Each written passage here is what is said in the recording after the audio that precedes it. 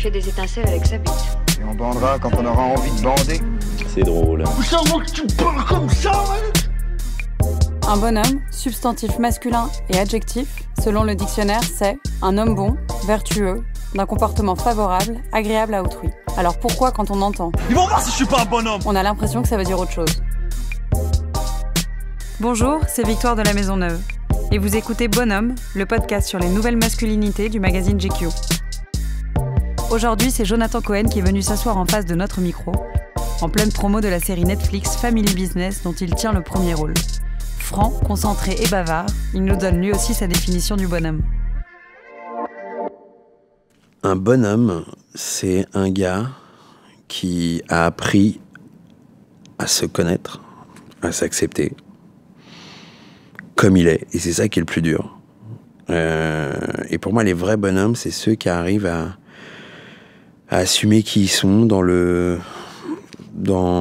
tous les sens du terme. Voilà. C'est-à-dire avec leurs vrais défauts. C'est d'assumer qu'on a des défauts et que ça nous constitue. Et assumer ses forces aussi. Parce que c'est pas évident d'assumer ses talents ou ses trucs comme ça parce que c'est effrayant, parce qu'on se dit qu'on peut se la raconter. Mais en fait, c'est ça être un bonhomme. C'est pas forcément savoir se taper ou whatever. Mais en tout cas, moi, ma définition, c'est accepter qui je suis. Toi, t'es un bonhomme, justement ? Parfois oui, parfois non. C'est très fluctuant, en fait. C'est jamais gravé dans la pierre, en fait. Tu l'es à un moment donné parce que t'es en phase et parce que t'assumes et tu fais des pas de géant. Et puis, par peur, par truc, tu peux régresser. Mais en fait, c'est en constante évolution, c'est en constante fluctuation, en fait. C'est qui les bonhommes de ta vie ? Autour de toi ? Que tu connais, des modèles qui t'ont forgé en tant qu'homme? Bon, il y a mon père. Mais pourquoi Mon père, c'est quand même le premier modèle. C'est le premier homme que tu rencontres et qui, il y a mine de rien, même si je l'ai refusé plein de fois, mais il y a mine de rien des choses à lui qui sont en moi. Et parfois, je me surprends à parler comme lui. Il y a une identité forte, tu vois. Et donc, ouais, c'est mon premier modèle. Que je le veuille ou non, c'est mon premier modèle. Il y a des côtés de ton père que tu as embrassé Il y a des côtés, il y a des expressions à lui que j'ai gardées parce qu'elles sont croustillantes. Il y a une manière... Enfin, justement, c'est des hommes un peu à l'ancienne. Oui, j'ai demandé quel modèle c'était pour... Ah, c'est de l'homme à l'ancienne. On est un peu Belmondo, on est un peu... Il y a du Gabin et c'est marrant parce qu'on en parlait tout à l'heure avec Gérard Darmon, parce que là, au moment où vous écouterez le podcast, mais là, aujourd'hui, on est en pleine promo pour Family Business sur Netflix, 28 juin. Qui joue donc ton père Qui joue mon père, et c'est marrant parce qu'on a des pères très similaires. Et ils viennent du même coin, en Algérie. Et du coup, c'est des modèles... Tu vois, les modèles dont on parlait tout à l'heure, c'est con, mais c'est du Belmondo, c'est du Marielle, et pourtant, moi, je suis pas de cette génération-là du tout, tu vois. Je suis 80, je suis un vrai produit des États-Unis, je suis un produit des States, moi. On est dans du Retour vers le futur, on est sur du Leonardo DiCaprio, on est sur des trucs comme ça, mais comme j'ai été élevé en cinéphilie dans du cinéma français, en âge d'or du cinéma français, tu vois, j'ai du Bébel, j'ai du Marielle, j'ai du Gabin, j'ai des trucs comme ça. Moi, ce qui me fascinait, c'est les dialogues, c'était une manière d'être, c'est une image de la masculinité qui est toute puissante. Je veux dire qu'elle passerait pas la douane aujourd'hui, clairement, parce qu'elle est plus du tout dans son temps. Mais il y a une sape aussi, il y a une manière de se saper, une manière de se tenir, une manière de dire, bah nous on pleure pas, on est des bonhommes, tu vois. Ils te répondraient ça, je pense, les gars de cette époque. Mais donc voilà, c'est une partie des hommes, entre guillemets, des images d'hommes qui m'ont forgé et il a fallu s'en défaire. C'est ça qui est le plus dur, parce que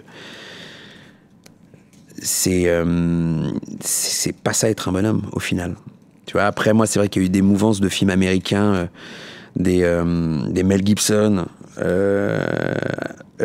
Enfin, moi, je sais, Mel Gibson, ça a été un de mes acteurs préférés pendant très longtemps. J'étais ouf des L'Arme Fatale, des trucs comme ça, des Brad Pitt ou des acteurs de cette trempe, tu vois. C'est de la puissance aussi. C'est de la surpuissance. Après, ça commence un peu à se féminiser. On accepte beaucoup plus sa part de féminité, tu vois, avec des caprios, des trucs comme ça. Mais en fait, ouais, tout ça, faut s'en défaire. Au fur et à mesure, ça prend un temps fou.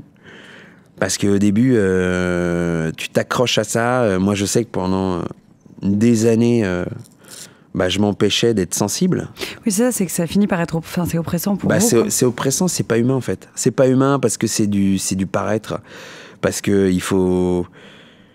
Et tu prends vachement de temps à dire, en fait, non, je suis sensible. Véritablement, si j'ai envie de pleurer devant un movie, devant ma meuf, je pleure devant un movie. C'est une manière aussi d'être généreux, de se donner véritablement et pas être dans des... Parce que tout ça, ça t'amène après à être dans des postures. Et quand t'es en posture, dans ton intimité, avec une meuf, t'es pas vraiment un couple. Et t'es pas vraiment toi-même. Donc, il faut s'en détacher.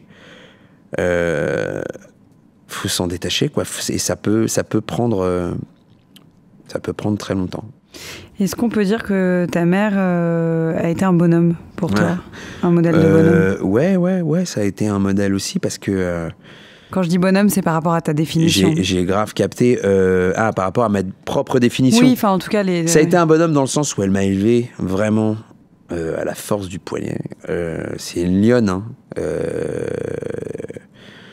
C'est une lionne, elle a taffé, mère célibataire, en mode vraiment, faut élever ce petit. Et du coup, j'ai véritablement senti une femme qui a pris les rênes. Donc ouais, il y a du bonhomme chez elle, parce qu'elle a été chassée d'une certaine manière, ce dont j'avais besoin pour que je ne manque de rien. Donc en ça, ouais, il y a un respect énorme. Et en ça, elle est un bonhomme aussi. Après, pour le reste, c'est pareil, c'est des femmes un peu à l'ancienne. De toute façon, cette génération-là, elle est très particulière par rapport justement à ces modèles. La distribution des rôles. Ouais, et c'est en conflit perpétuel à l'intérieur, mais ça reste néanmoins des gens ultra sensibles et avec une j'ai envie de dire presque une pureté qui s'est un peu perdue. Après, je ne veux pas commencer à faire des comparaisons, ça serait débile. Mais il y a une pureté, une manière de regarder le monde qui est très enfant. Et en parlant d'enfant, toi, tu peux dire que tu étais quel genre de petit garçon? Ou d'ado, si j'ai eu pas mal de mutations. Moi, j'ai début d'enfant, je pense que j'étais un enfant oversage. Ça faisait, tu vois, vraiment tout très timide. Après, j'ai eu ma phase un peu où j'ai grossi, je pars d'une base de hyper timide. Après, j'ai été gaulerie aux alentours du collège où, je sais pas, il fallait trouver sa place et du coup, j'étais vraiment en mode zouave, en mode faire des conneries et faire des vannes. Mais parce que la base j'ai l'impression de l'humour, une des bases, c'est un gars qui est pas bien dans ses pompes à la base, tu vois. Une des bases à la base, c'est pas mal en redite, faut me montrer ça. Mais non, mais en tout cas, il y a un terreau de gars qui a pas confiance et qui a... T'as dit j'ai grossi, c'est parce que t'étais un peu... j'étais vraiment une vraie boulette. Donc du coup, j'étais pas bien dans mes pompes parce que mes idéaux masculins étaient absolument pas comme moi. Et ceux qui plaisaient aux meufs, c'était vraiment pas des gars comme moi. Donc je faisais un espèce de complexe, c'est une des pires périodes de ma vie, c'est celle des 13 piges. Tu vois, 12-13 ans. C'est compliqué. C'est hyper compliqué dans la cour d'école, dans tout ça, le regard des gens sur toi et puis des meufs, surtout où t'es là à dire, putain, t'es cantonné au rôle du meilleur pote avant de, tu vois, et c'est complicado. Et puis heureusement après il y a eu la croissance, ce qu'on appelle un phénomène formidable qui fait que tu t'allonges et que du coup tu deviens autre chose, tu te définis un peu mieux, tu vois, c'est un peu moins disgracieux et du coup ça s'est mieux passé après. Et t'as plus de problème avec ton poids après, tu vas pas devoir surveiller ça toute ma life, j'aurai un problème avec le poids. Moi, je suis un gars, j'ai un gène qu'on appelle le gène du gros.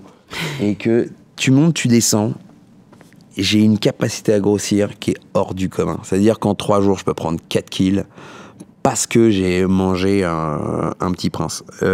C'est comme ça, tu montes, tu descends, donc toute ma vie, il faudra que je fasse attention. Faire du sport, bouffer bien, c'est obligé. Ça fait partie d'un équilibre en fait que je suis obligé d'avoir, alors que mon rêve, c'est vraiment bouffer que de la merde. Mais tu te sens plus en confiance quand t'as pas ces kilos en trop? Ou à la rigueur, mille fois plus en confiance. 1000 fois quand je suis mince, que je suis en sport et tout, je suis un gonflé à bloc. C'est comme ça, mais je pense que c'est très humain. Enfin, je pense que tu fais du bien à ton corps. Ça crée un espèce de self-confidence comme ça. T'es un peu fier de toi parce que tu te fais du bien. En fait, tu t'es cadré. En fait, voilà, tu t'aperçois que le cadre, d'une certaine manière, apporte de la confiance et de la sérénité. Et ça fait partie d'un vrai bien-être.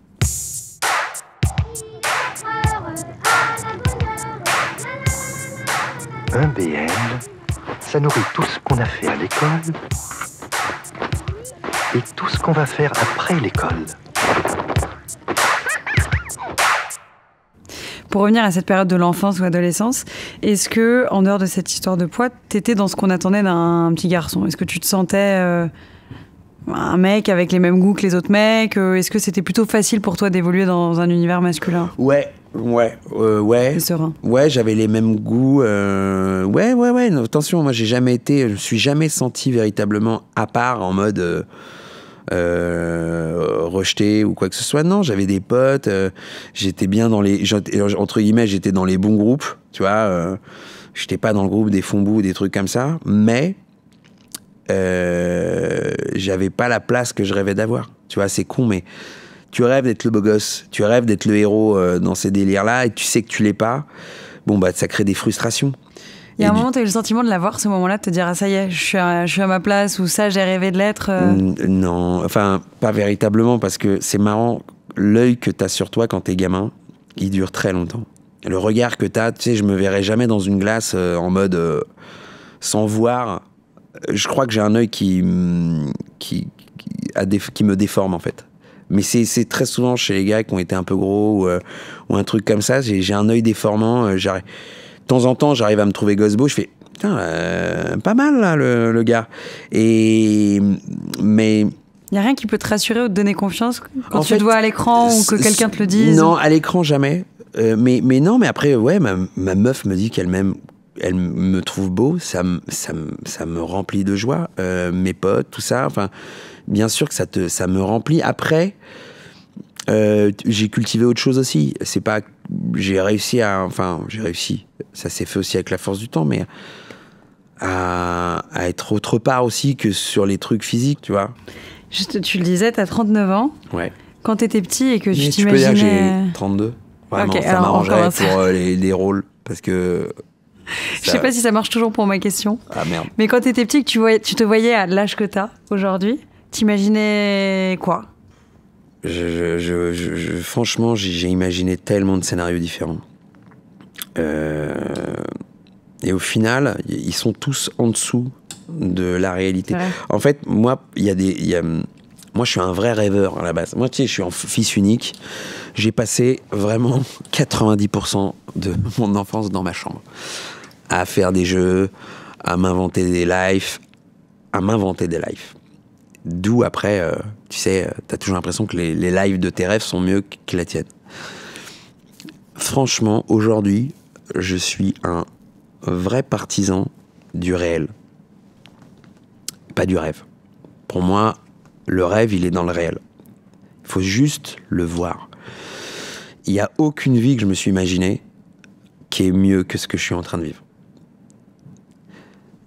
Franchement, et je commençais déjà à le penser à 35 piges, où je t'ai dit vraiment, j'ai eu une accalmie d'homme, où je commençais à m'assumer, moi, qui je suis, mes défauts et mes qualités. Et à ce moment-là, il y avait déjà ce truc-là, et pourtant, il n'y avait pas encore Serge et véritablement de la lumière sur moi, mais j'étais là à me dire, ok, le réel. le réel.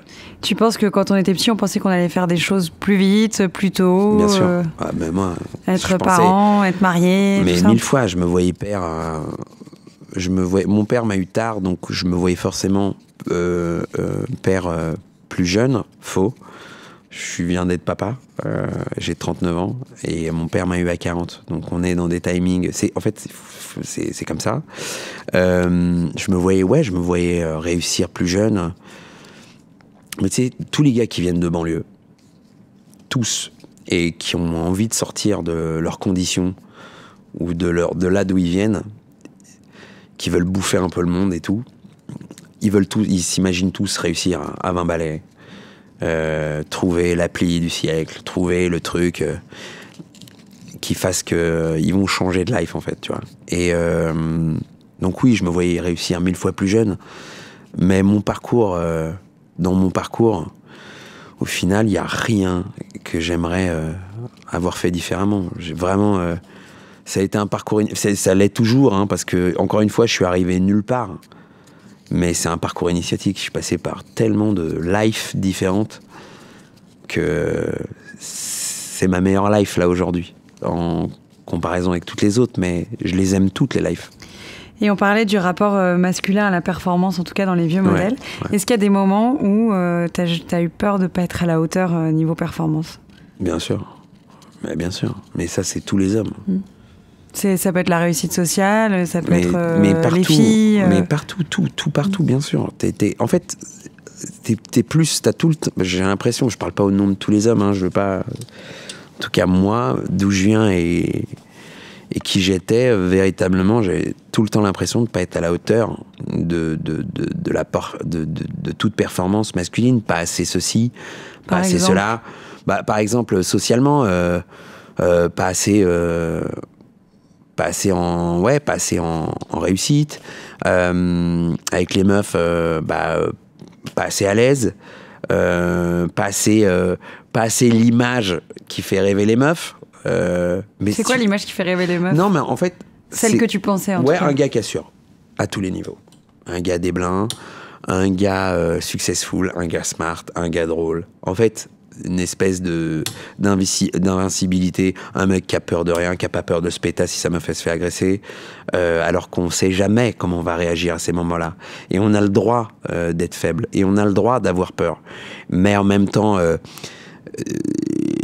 pour un jour qu'on nous dise putain, lui c'est un vrai gars, tu vois, cette notion de vrai gars, putain, lui c'est un vrai gars, ou lui c'est un vrai mec, hein, avec tout ce que ça comporte de masculinité exacerbée ou même de machisme, parce que c'est des modèles très machos, mais que partagent parfois certaines meufs qui ont été élevées dans ces modèles-là et qui sont tout autant machistes ou tout autant machos que des cums. On oublie ça. Mais il y a des meufs en quête de ce modèle. Bien sûr. Parce qu'elles ont grandi dans ces moules-là, et pour elles, un homme, c'est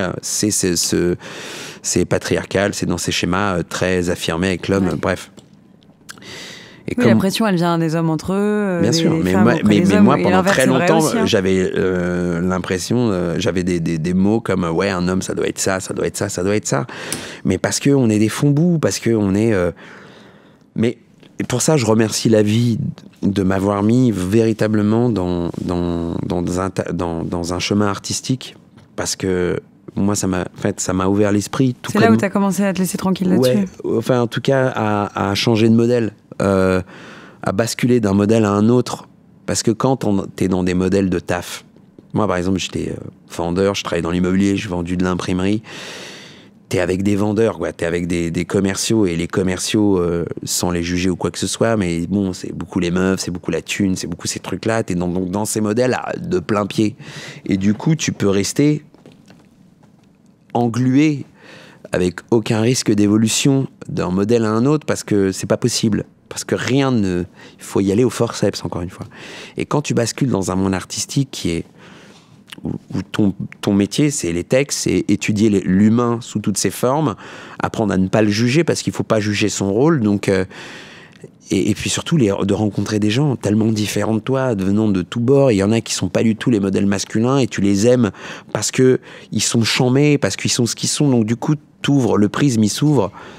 T'as une rencontre, justement, là, je rebondis sur ton dernier point, que t'as faite d'un mec qui était pas dans un modèle rectiligne de masculinité et tu t'es dit, ah ouais, ça c'est chambé. J'en ai eu plein. Et vraiment merci encore une fois le théâtre. Il y en a qui viennent comme ça. Ah, le théâtre. Ouais, moi j'ai un de mes meilleurs potes, Antoine Gouy, qui est acteur et qui est un génie dans son domaine, vraiment. C'est grand pote de Ninet, parce que là il y a la couve de Ninet, vous savez pas où on enregistre, mais il y a toutes les couves GQ. Et de toute cette bande. Et Antoine, ouais, c'est quelqu'un qui a jamais été dans ces codes-là et qui est un homme sous une autre forme, enfin sous un autre modèle plutôt, et qui m'a ouvert tellement l'esprit à sa manière de voir le monde, les femmes, le métier. Ça m'a beaucoup aidé. Il y a un autre gars qui s'appelle Félicien Jutner, qui est un comédien aussi, qui était au cons avec moi et qui lui par exemple m'a fait prendre conscience. Moi j'étais jaloux, tu vois, j'étais un gars plutôt jaloux avec mes meufs et tout. Et lui, ça me rendait ouf le fait qu'il ne le soit pas du tout. Il m'avait dit cette phrase incroyable. Il m'a dit, mais gars, elle ne m'appartient pas. Ce n'est pas ma chose. Elle n'est pas à moi, cette personne. Elle fait ce qu'elle veut. On décide de partager du temps ensemble. Mais à aucun moment donné, elle est à moi. Elle ne me doit rien. Cette phrase a ouvert vraiment la porte à une autre manière de voir le monde et les rapports humains. T'es plus jaloux aujourd'hui en amour ? Toujours un peu. Mais...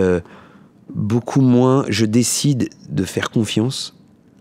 Je décide de ne pas tout savoir, de respecter le jardin secret, parce que ça fait partie aussi de ça, véritablement. Et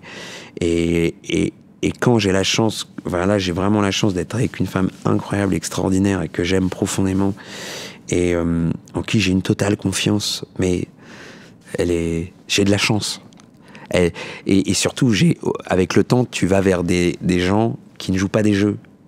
Parce qu'il y a aussi ça, au début, tu peux tomber dans des travers où les gens jouent des jeux. Tiens, je vais le rendre un peu jaloux. Tiens, je vais le rendre nani-nana. Tiens, je vais jouer un game. Et à un moment donné, tu joues plus de game. T'es toi, elle est elle. Et tout d'un coup, il y a un respect... qui s'instaure naturellement et tout d'un coup on est dans un climat de confiance parce qu'on sait qu'on est à poil. Je me suis rendu compte, c'est que j'avais jamais autant aimé une femme que cette femme biche. Je sais pas pourquoi, mais quand je lui ai fait l'amour, je lui faisais vraiment l'amour.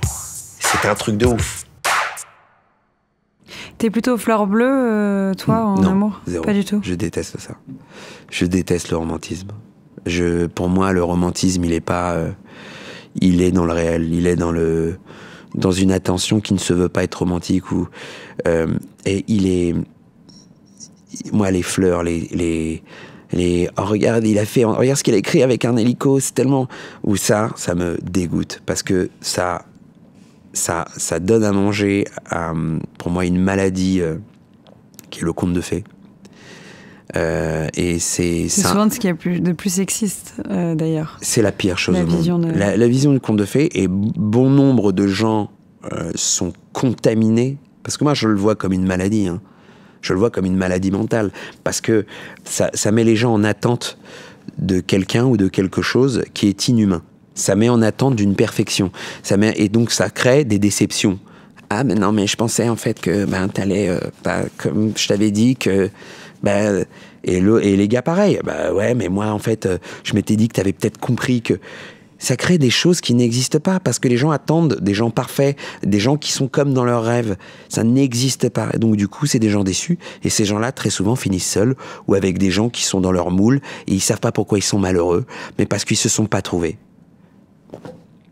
Et pour moi c'est pour ça que le romantisme, les Saint-Valentin, tout ça, c'est que ça brûle. Et le mariage, t'es pas marié ?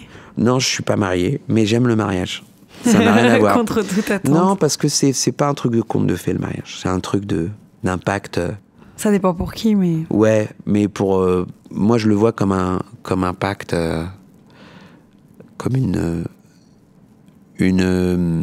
ouais, comme un... Ok, toi et moi, c'est à deux, et je vais essayer de faire de mon mieux pour qu'on continue à s'aimer, tu vois, mais dans quelque chose de...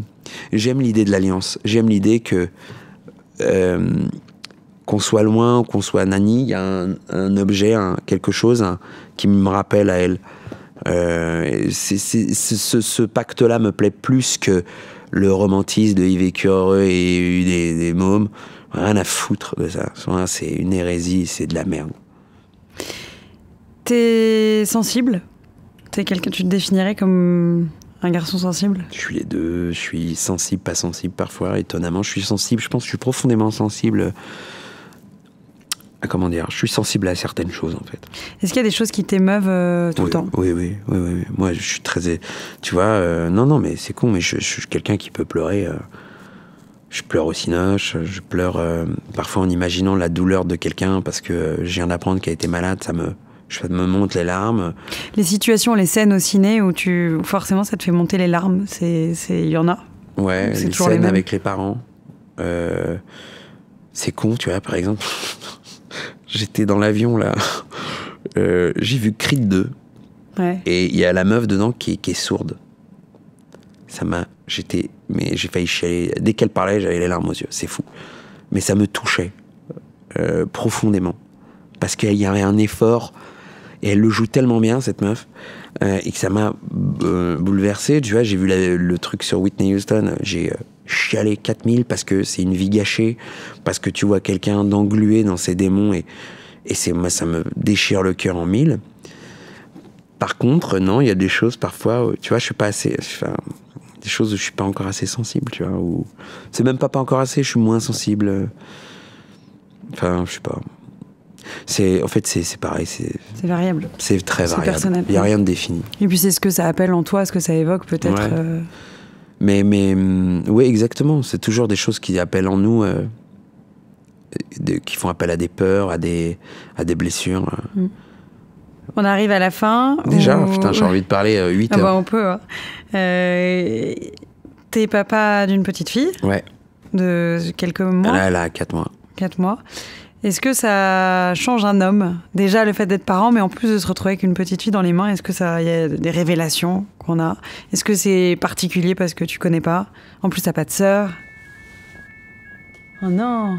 C'est l'alarme incendie. Ouais. Alors là, les gars, on n'est pas obligé, mais je vous le dis, là, il y a l'alarme incendie qui vient de retentir. Il faut le mettre dans le délire. Non, je reste là, moi j'ai envie de discuter. Les gars, on assume 3000 qui est une alarme incendie pendant ce truc-là. Focussez-vous sur ce que je vais dire.